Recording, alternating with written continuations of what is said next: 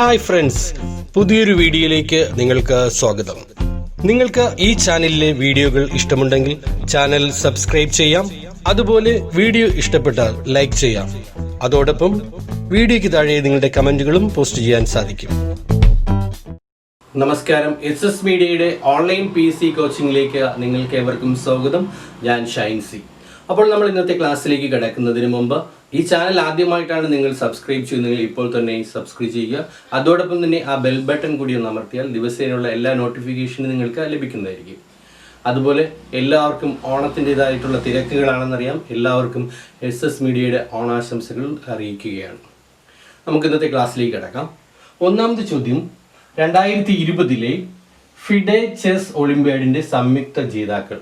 നമുക്കറിയാം, FIDE online chess ചാമ്പ്യൻഷിപ്പിൻ്റെ അതിൻ്റെ ഒളിമ്പ്യാഡിൻ്റെ സംയുക്ത ജേതാക്കളെ പ്രഖ്യാപിച്ചിരിക്കുകയാണ്.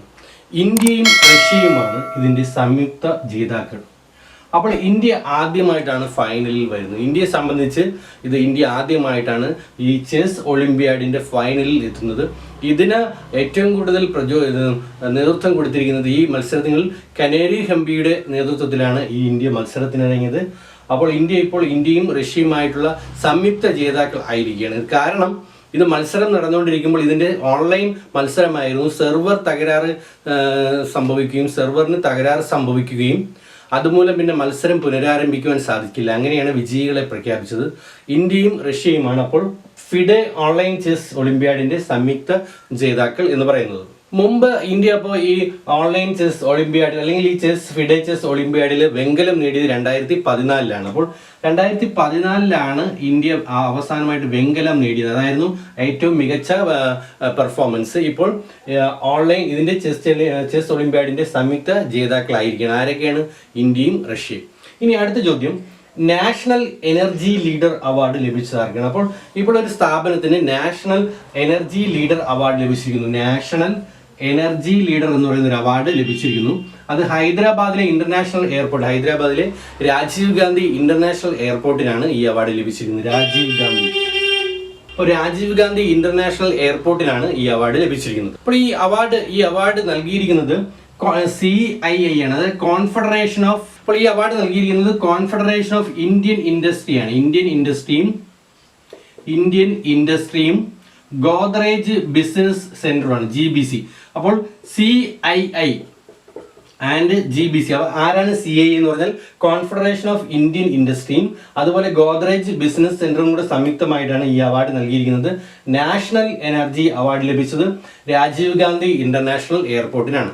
ഇനി അടുത്ത ചോദ്യം, 2020 വെസ്റ്റേൺ ആൻഡ് സദേൺ ടെന്നീസ് ഫ്രീയിൽ പുരുഷ വിഭാഗം കിരീടം നേടിയത് ആർക്ക് എന്നുള്ളതാണ്. അപ്പോൾ 2020 വെസ്റ്റേൺ ആൻഡ് സദേൺ ടെന്നീസിൽ ചാമ്പ്യൻഷിപ്പിൽ പുരുഷ വിഭാഗം കിരീടം നേടിയിരിക്കുന്നത് നൊവാക് ജോക്കോവിച്ച് ആണ് ഈ കിരീടം നേടിയിരിക്കുന്നത്. അപ്പോൾ ചോദ്യം ഇതായിരുന്നു, 2020 western and southern tennis trophy നേടിയിരിക്കുന്ന പുരുഷ വിഭാഗം ആര് എന്നുള്ളതാണ് ചോദ്യം.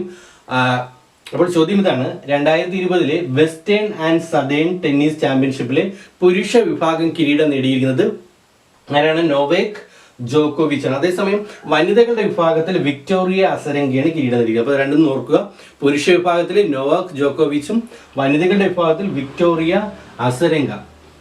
അസരങ്ക ആൻഡ് നൊവാക് ജോക്കോവിച്ച് ആണ് ഇവർ കിരീടം നേടിയിരിക്കുന്നത്, പുരുഷന്മാരുടെയും വനിതകളുടെയും മത്സരത്തിൽ. അടുത്ത ചോദ്യം ഇതാണ്, നാഷണൽ സ്പോർട്സ് ഡേ എന്നാണ്. നാഷണൽ സ്പോർട്സ് ഡേ ആയിട്ട് ആചരിക്കുന്നത് ഓഗസ്റ്റ് 29 അപ്പോൾ ഇപ്രാവശ്യത്തെ നാഷണൽ സ്പോർട്സ് ഡേ ആചരിക്കുമ്പോൾ വളരെയധികം സന്തോഷമാണ് ഈ കായിക താരങ്ങൾക്ക് ഉണ്ടായിരിക്കുന്നത്. കാരണം ഇപ്പോഴത്തെ ഈ നാഷണൽ പുരസ്കാരം, ഈ അർജുന അവാർഡും അതുപോലെ തന്നെ രാജീവ് ഗാന്ധി പുരസ്കാരത്തിന്റെ സമ്മാന തുകകൾ വർദ്ധിപ്പിക്കുകയുണ്ട്. അതുകൊണ്ട് തന്നെ കായിക താരങ്ങൾക്ക് വളരെയധികം സന്തോഷമുള്ള ഒരു കാര്യമാണ്.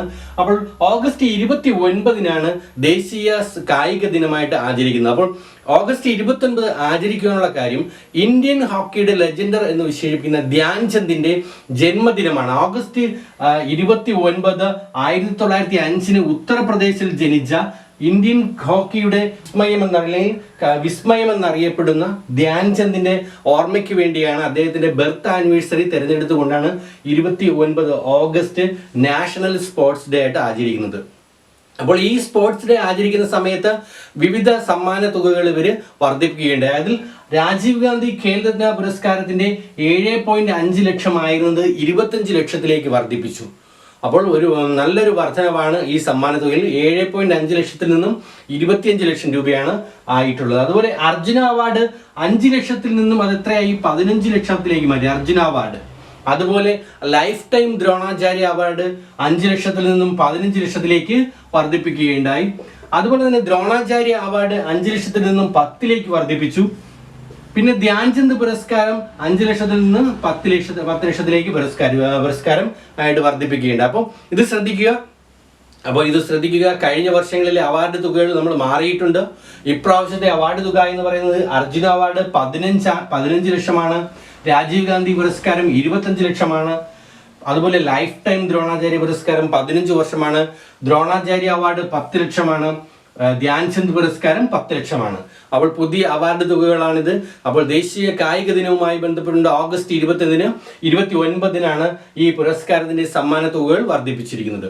അടുത്ത ചോദ്യം ഇതാണ്, international day against nuclear test എന്നാണ് ഓഗസ്റ്റ് 29-നാണ്. അപ്പോൾ ഓഗസ്റ്റ് 29-നാണ് international day against nuclear test. അപ്പോൾ international day against nuclear test ആചരിക്കുന്നത് ഓഗസ്റ്റ് 29-നാണ്.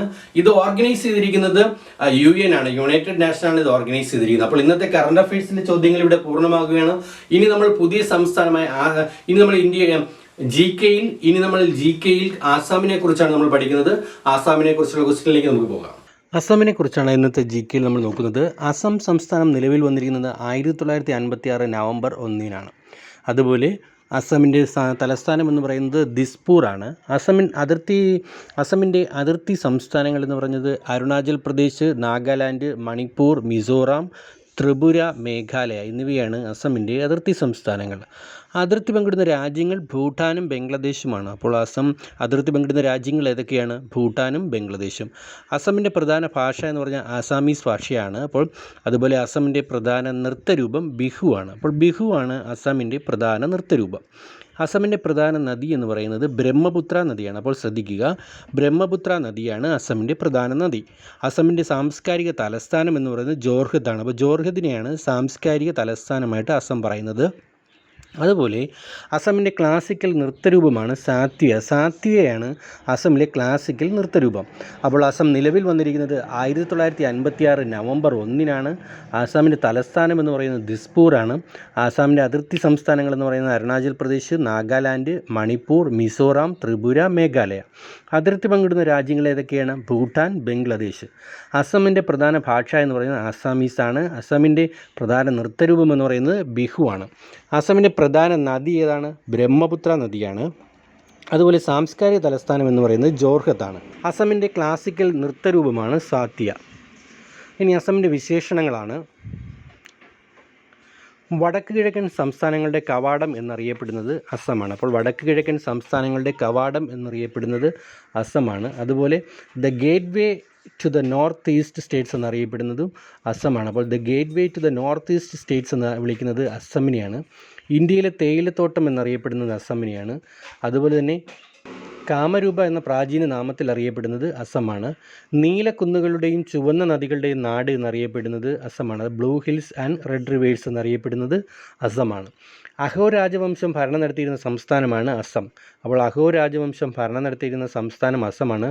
ഇന്ത്യയിലെ ആദ്യത്തെ സയൻസ് വില്ലേജായി തിരഞ്ഞെടുത്തത് ജുങ്കരി ഘട്ടിന്. അപ്പോൾ അസമിലെ ജുങ്കരി ഘട്ടിനെയാണ് ഇന്ത്യയിലെ ആദ്യത്തെ സയൻസ് വില്ലേജായി തിരഞ്ഞെടുത്തത്.